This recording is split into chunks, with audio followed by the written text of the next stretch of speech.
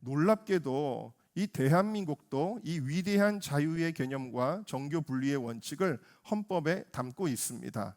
사실 이 개념은 서구의 오랜 역사를 통해서 만들어진 것인데 자유가 뭔지 한 번도 그때까지 경험해 보지 못했던 우리 나라의 건국자들은 다행히 하나님을 만난 그 신앙의 경험을 바탕으로 자유가 뭔지 한 번도 경험해 보지 못했던 조선 땅에 이 위대한 자유의 개념과 정교 분리의 원칙을 헌법에 담게 되었습니다.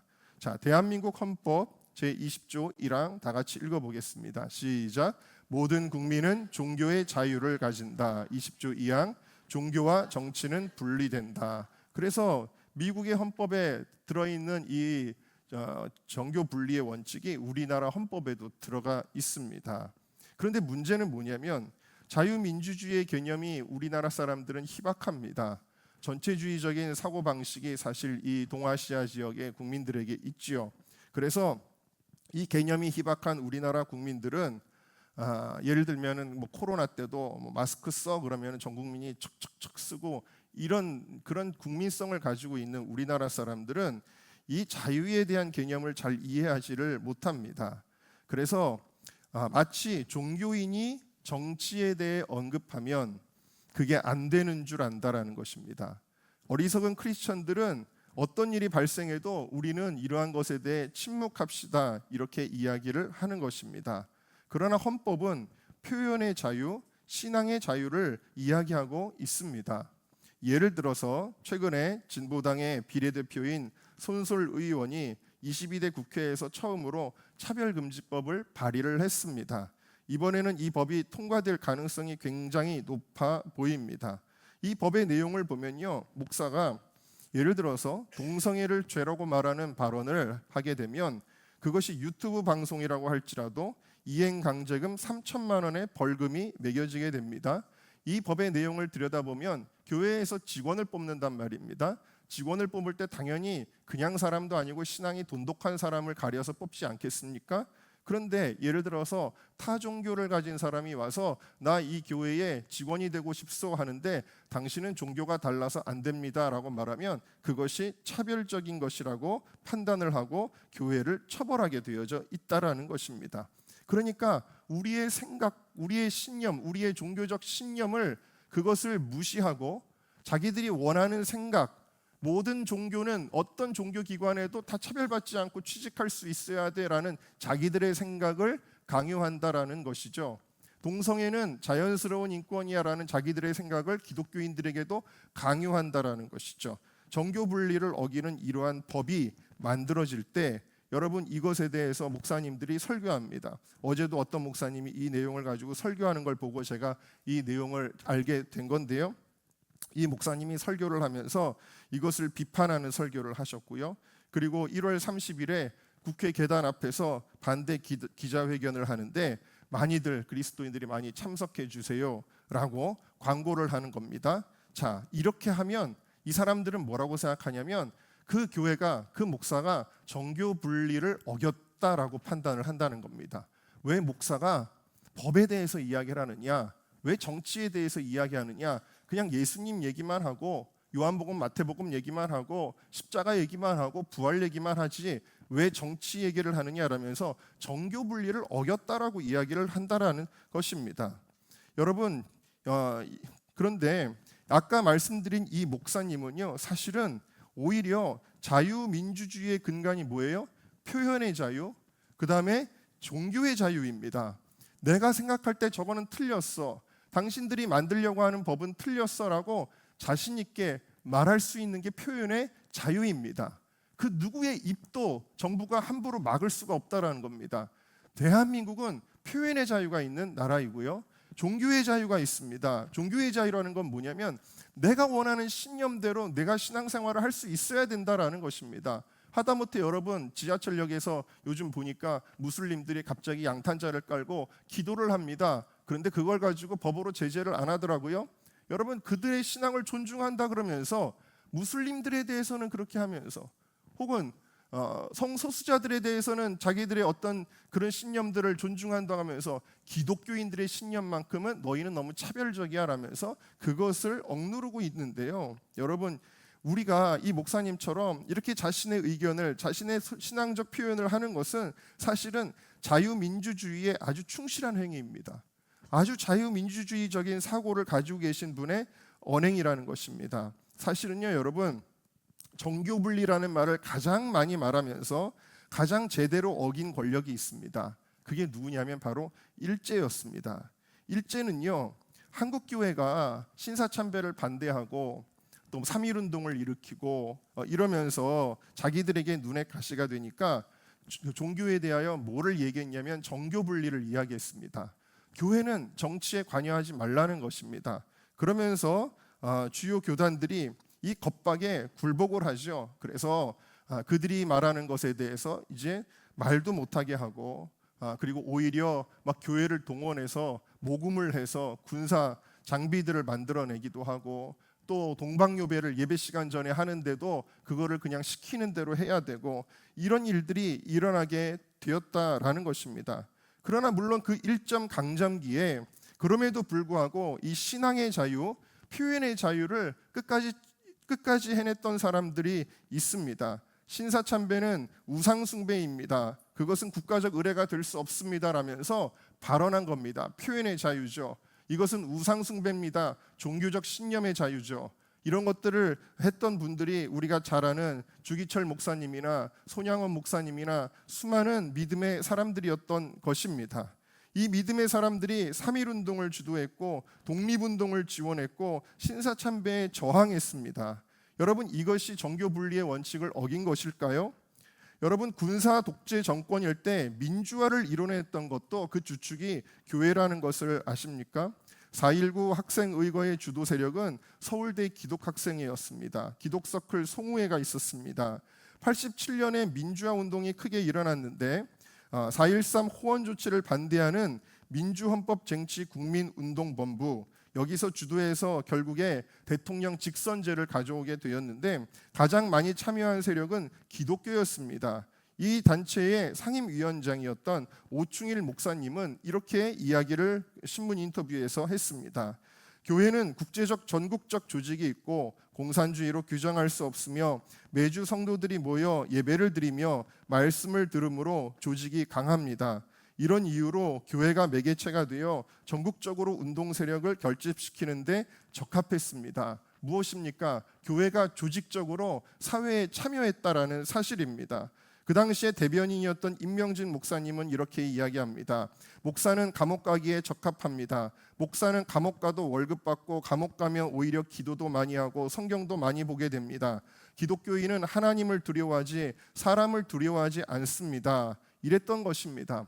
기독교는요, 성경에서도 보면 세례 요한이 헤롯에게 쓴소리를 해서 결국 목이 잘리기는 했지만, 여러분, 선지자들도 예레미야, 이사야, 엘리야, 모든 선지자들의 그 말들은 다 정치적인 것들이었습니다. 어떻게 보면 오늘날의 사람들이 볼 때 정교 분리를 어겼다라고 말할지 모릅니다. 그러나 여러분, 실상 정교 분리를 어긴 것은 그러한 선지자들을 자기들의 입맛에 맞지 않는다고 잡아서 죽이고 가두고 하는 것이 바로 정교 분리의 원칙을 어기는 사람들이었다라는 거죠.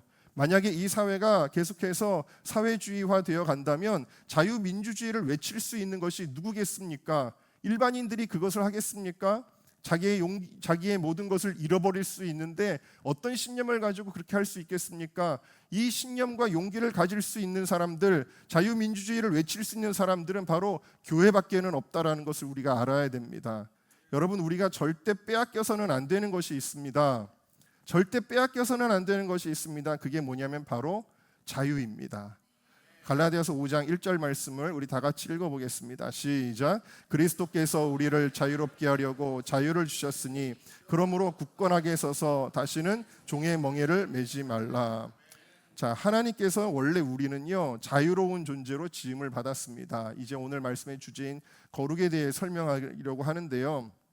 하나님이 처음에 아담과 하와를 지으셨는데 아담과 하와는 누구의 부속물이 아니라 한 인격으로 하나님이 지으셨습니다. 자유로운 존재라는 거예요. 무엇으로부터 폭력이나 억압이나 보복이나 공포에 대해서 자유롭게 그런 것에 영향받지 않고 살아갈 자유가 있었습니다. 아담과 하와에게는 생각하고 질문하고 숙고할 수 있는 자유가 있었습니다. 그리고 그것을 나의 양심에 따라 판단하고 표현할 수 있는 자유가 있었습니다. 그리고 그 가치를 믿고 그 신앙 혹은 신념에 따라 살아갈 수 있는 자유가 있었습니다. 예술, 문학, 음악으로 자신의 감정이나 자신의 어떤 신념을 표현할 수 있는 자유가 있었습니다. 나의 거주지, 직업, 결혼 등을 내가 결정할 수 있는 자유가 있었습니다. 내가 누군가가 좋으면 사랑할 수 있고 내가 존경하는 사람을 자발적으로 섬길 수 있는 자유가 있었습니다. 내가 원하는 것을 선택할 수 있는 이 자유는 누구도 억압하지 않았습니다. 하나님은 아담과 하와를 종으로 만드신 것이 아니라 인격적인 자녀로 만드셨습니다. 그런데 인간이 범죄했을 때 이 범죄한 인간은 종이 되고 말았습니다. 무엇의 종이냐면 죄의 종, 사망의 종이 되었습니다. 사단은 거꾸로 이야기했죠. 네가 이것을 먹으면 자유로운 거야 라고 얘기했지만 사실은 누구의 말을 듣느냐가 그 사람의 종이 되는 것입니다. 그래서 사단의 말을 들을 때 사단의 종이 되었고, 죄의 욕구에 따라갈 때 죄의 종이 되었고, 결국 사망 권세의 종이 되게 된 것입니다. 로마서 6장 16절을 다 같이 읽겠습니다. 시작. 너희 자신을 종으로 내주어 누구에게 순종하든지 그 순종함을 받는 자의 종이 되는 줄을 너희가 알지 못하느냐. 혹은 죄의 종으로 사망에 이르고 혹은 순종의 종으로 의에 이르느니라. 그러니까 여러분, 누구 말을 듣느냐가 중요한 거예요. 여러분들은 누구의 이야기를 듣고 계십니까? 사기꾼 말을 들으면 어떻게 될까요? 사기꾼 말 듣고 따라가다가 그 사람의 종이 되는 수가 있습니다. 평생 보이스피싱을 하는 그러한 도구로 전락할 수도 있습니다. 우리는 죄에게 순종함으로 혹은 마귀에게 순종함으로 죄의 종, 마귀의 종이 될 수 있었다라는 것입니다. 과거에 선악을 알게 하는 나무의 실과를, 과거에는 이 선악과를 먹을 수도 있고 안 먹을 수도 있었습니다. 이게 뭐죠? 자유입니다. 분명히 아담과 하와에게는 자유라는 게 있었습니다. 그는 먹고 싶으면 먹고 먹기 싫으면 먹지 않을 수 있었습니다. 자유로운 존재였습니다. 그런데 이걸 다시 말하면 과거에는 죄를 지을 수도 있고 죄를 짓지 않을 수 있는 힘이 있었다라는 것입니다. 자유의 힘이 있었다라는 것입니다. 그런데 범죄한 인간은요, 이것을 먹고 나서 죄를 안 지을 능력을 상실해 버렸습니다.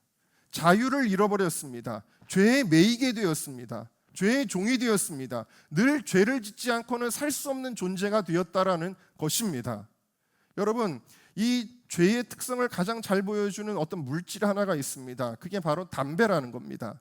담배라는 물질은, 이거 부모님이 얘기합니다. 너 담배 피면 안 된다. 담배는 아주 몸에 해롭단다. 친구들이 피자 그래도 피면 안 돼.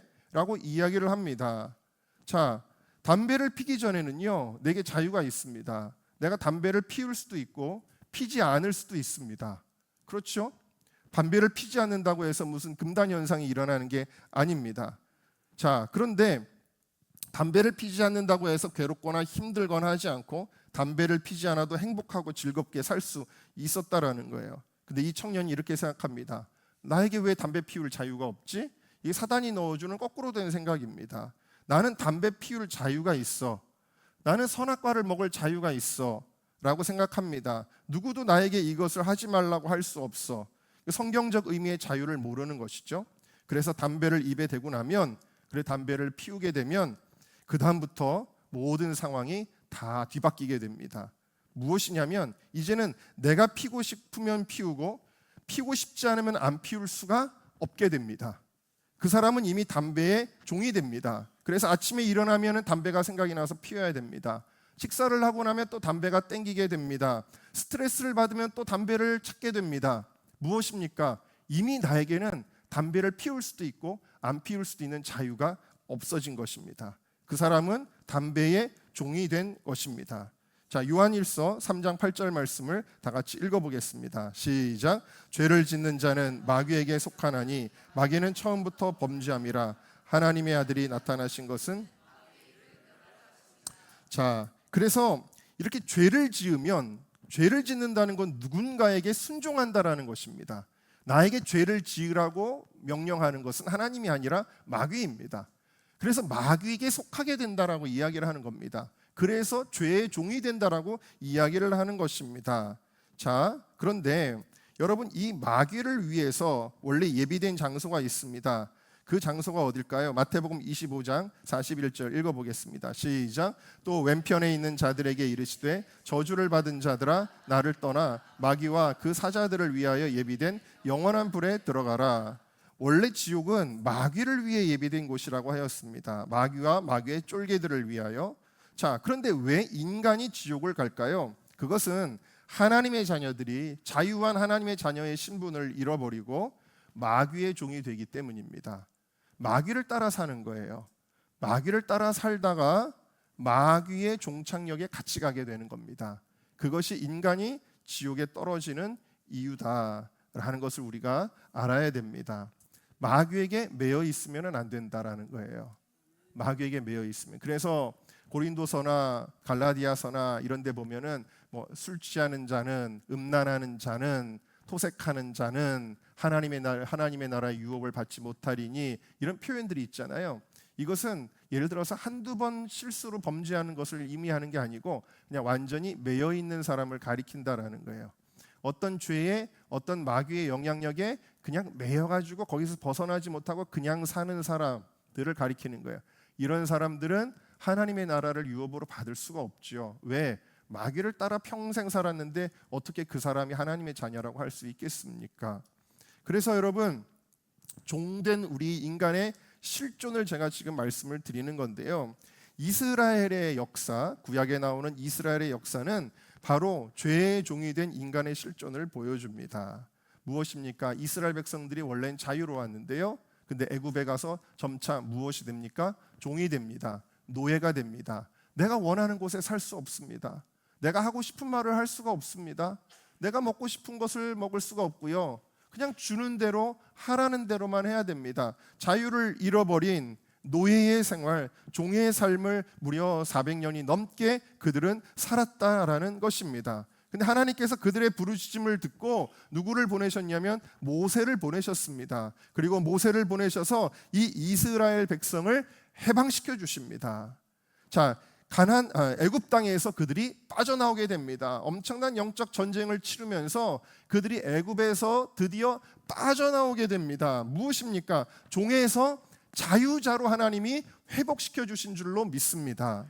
자, 자유자가 되면요, 목적지가 달라집니다. 이때부터 목적지는 어디예요?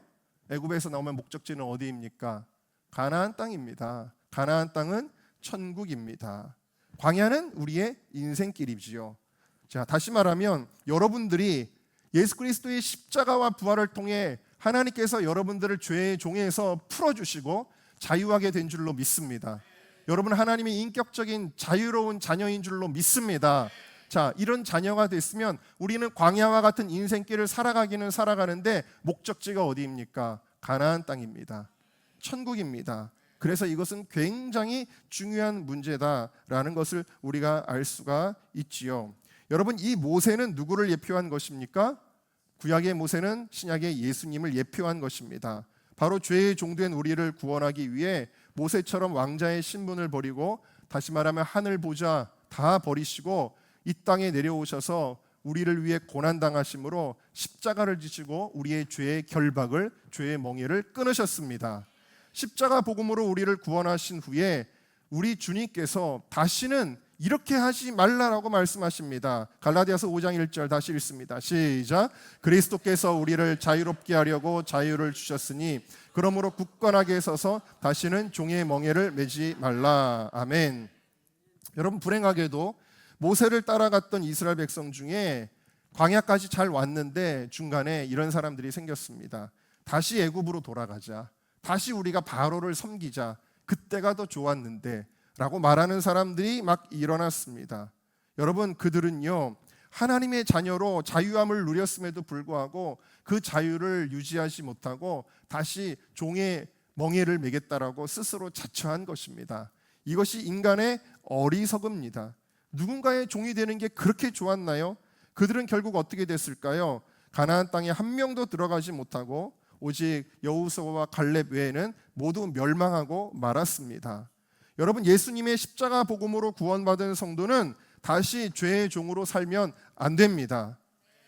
우리가 오늘날 다시 죄의 종된 모습으로 살아가는 모습이 무엇입니까? 그것은 바로 우리의 어떠한 취함입니다. 성경은 그것을 술 취함이라는 단어로 다 표현하고 있는데, 취함 혹은 현대적인 언어로 말한다면 중독입니다. 하나님은 우리를 자유로운 존재, 인격적인 존재로 지으셨는데, 이 중독의 상태라는 건 무엇이냐? 무언가에 취해 있는 상태라는 것은 무엇이냐? 내가 내 맘대로 잘 안 된다라는 것입니다. 내가 내 맘대로 잘 안 되는 것들이 있나요? 그것이 무엇입니까? 죄의 종된 상태라는 것입니다. 어떤 것들이 있을까요? 제가 GPT에 어떤 중독이 있니? 라고 물었더니 수없이 많은 중독들을 열거를 했습니다. 알코올 중독, 니코틴 중독, 카페인 중독, 약물 중독, 마리화나 중독, 마약 중독, 스마트폰 중독, 소셜미디어 중독, 게임 중독, 인터넷 중독, 유튜브 중독, 채팅 중독, 커뮤니티 중독, 쇼핑 중독, 도박 중독, 주식 중독, 코인 중독, 폭식 중독, 당분 중독, 정크푸드 중독, 탄수화물 중독, 다이어트 중독, 운동 중독, 이것도 지나치면 중독이 된다는 거예요. 성형 중독, 여행 중독, 연애 중독, 인정 중독, 관심 중독, 일 중독, 명예 중독, 신비 체험 중독, 수면 중독, 음란 중독. 이것들이 형태는 다 다르지만 결국에는 다 똑같이 내가 원하는 대로 나를 제어하지 못하게 하고 나를 끌고 간다라는 거예요. 그걸 알아요. 나를 멸망으로 끌고 가는구나. 여러분, 병에 걸린 사람이 몸이 안 좋은데도 불구하고 술을 계속 먹습니다. 왜 먹죠? 종이 되었기 때문입니다. 이게 나를 망가뜨린다는 걸 아는데도 불구하고 계속 먹을 수밖에 없습니다. 이것이 종의 모습이라는 거죠. 이 멸망으로 가는 걸 알면서도 이것들로부터 벗어날 뭐가 없어요? 자유가 없습니다. 자유라는 것은 여러분 그냥 우리가 마음대로 죄짓고 사는 게 자유가 아니에요. 그거는 방종입니다. 성경이 말하는 자유는 무엇이냐? 내가 거룩하게 살 수 있는 힘이라는 거예요. 내가 죄를 짓지 않을 수 있는 힘이라는 거예요. 그게 성경적 의미의 자유다라는 거예요. 거룩에 대한 또 다른 정의는 완전한 영적 자유입니다. 그러니까 노예되었던 종되었던 이스라엘 백성을 모세를 통해서 하나님이 애굽에서 건져내셨는데 그 목적을 이렇게 표현하고 계십니다. 레위기 11장 45절 시작. 나는 너희의 하나님이 되려고 너희를 애굽 땅에서 인도하여 낸 여호와라. 내가 거룩하니 너희도 거룩할지어다. 자, 하나님이 애굽 땅에서 우리를 인도한 목적이 뭐라고요? 우리가 거룩하게 살 수 있게 하기 위하는 거예요. 우리에게 자유를 주는 것은 거룩할 힘이라는 것입니다. 그래서 우리가 하나님께 온전히 순종할 수 있는 자유로운 상태, 그것이 거룩이다라는 건데요. 어떤 사람은 하루 종일 음란한 생각과 마음과 욕구 가운데 하루 종일 떠나지를 않습니다. 음란한 생각이 떠나지를 않아요. 어떤 사람은 하루 종일 술이 땡기고 술이 마시고 싶습니다. 술 친구를 만날 계획만 떠나지 않습니다. 교회를 다녀도 직분을 받아도 여전히 죄의 종, 마귀의 종입니다. 왜? 우리가 누구의 말을 듣느냐가 우리의 정체성이기 때문입니다. 하나님은 이렇게 살라고 십자가를 통해 우리를 구원하신 것이 아닙니다. 구원의 목적은 성공도 취직도 결혼도 아닙니다. 오직 우리의 거룩입니다. 모든 무거운 짐을 벗어버리는 겁니다. 그런데 현실은 어떤가요? 우리의 현실은 자꾸 실패합니다. 하나님의 뜻대로 살아야지 했다가도 또다시 음란물을 검색하고 음란물을 다운받고 또다시 게임에 빠지고 또다시 술을 찾고 또다시 도박 사이트에 로그인을 해서 헛된 돈을 낭비하게 되어집니다. 그렇게 마귀에게 속아서 낭비를 하고 나서는 자괴감에 시달립니다. 사도 바울이 로마서 7장에 고백했던 것처럼 오호라 나는 곤고한 사람이로다. 이 사망의 몸에서 누가 나를 건져내랴. 인간의 어떤 노력과 힘으로도 이 사망의 멍에에서 벗어나지 못했다라는 거예요. 그 인간의 노력과 열심이 이 죄의 멍에된 상태에서 해방하지 못했다라는 것입니다. 여러분, 오늘 축복의 4가지 기둥 마지막 시간인데요. 여러분이 축복을 받으려면 죄에서 자유해야 합니다. 왜냐? 지금은 복음 시대이지만 율법은 여전히 살아있기 때문이라는 거예요. 율법이 없어진 게 아니라고 주님이 말씀하셨잖아요. 예수님은 율법을 폐하러 오신 것이 아니라 완성하러 왔다. 다시 말하면 인간의 힘과 능력으로 율법을 지키지 못하는데 주님이 오시고 십자가를 통하여 우리에게 성령을 보내주심으로 말미암아 우리의 힘이 아닌 성령의 능력으로 그 율법의 요구를 만족시킬 수 있는 힘이 생긴다라는 거예요, 우리 안에. 그래서 로마서 8장으로 넘어가면 나는 곤고한 사람이로다. 내 안에서 두 가지가 싸운다. 하나님의 뜻대로 살아야지 죄 짓고 싶어. 이게 두 가지가 싸우는 그런 곤고한 사람이었다라고 로마서 7장에 고백하다가 로마서 8장으로 딱 가면 찬송하리로다.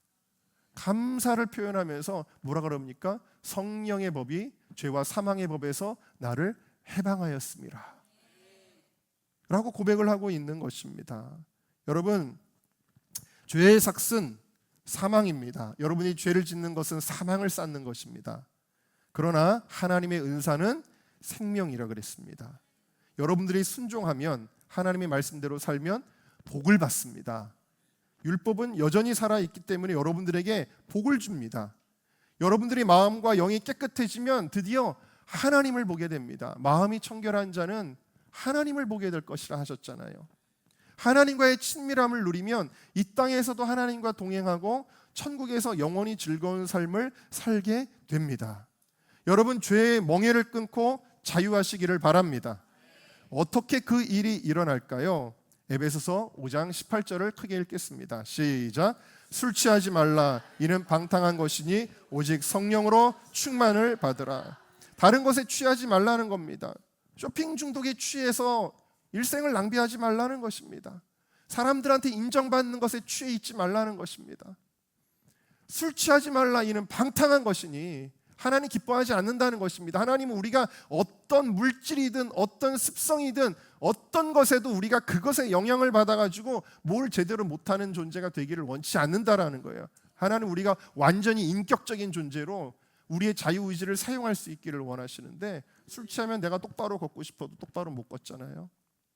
말이 어눌해지잖아요. 여러분, 오직 우리는 빈 그릇 같아서 이 술 취함으로 채워져 있으면 안 되고 다른 것으로 이것을 채워야 됩니다. 그게 뭐냐? 성령으로 충만을 받으라.